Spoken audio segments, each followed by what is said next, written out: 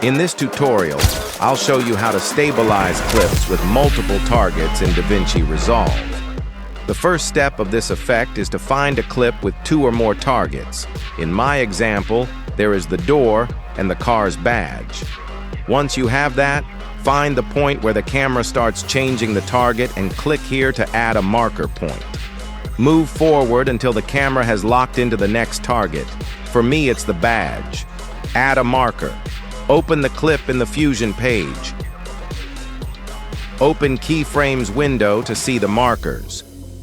Move to the last marker point. Press Shift plus space to open this menu and search for Tracker. Move the tracker box over the target and adjust its size.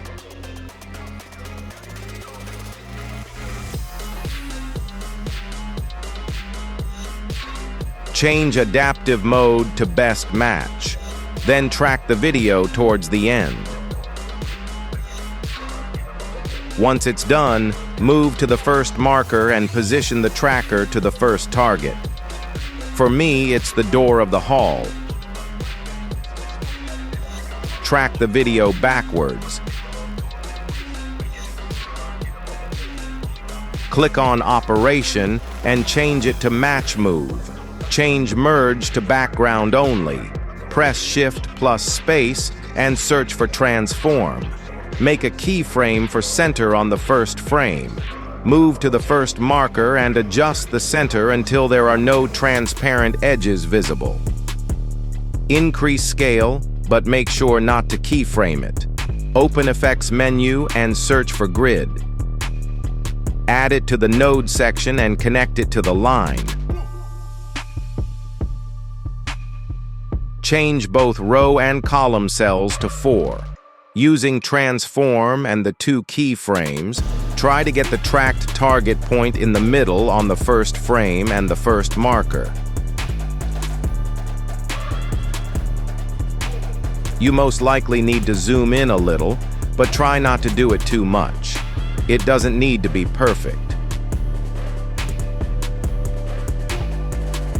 Move to the second target point. Adjust the values so the badge is in the middle of the clip. Move to the end and center the badge again if needed. In my case, I don't have to since it's already pretty centered. Go back to the editing page. Right-click on the clip and select New Compound Clip. Now I'll show you how to speed ramp these types of clips. Open it in Fusion. Add Time Stretcher to the first frame. Move forward a little bit and increase source time until the camera starts changing the target. Move forward a bit more and increase source time until the camera has locked into the new target. Move forward even more and increase source time until the clip ends. After that, open the spline window. Select Time Stretcher and make a graph like this. You can adjust the timing to work better with your song. That's basically it.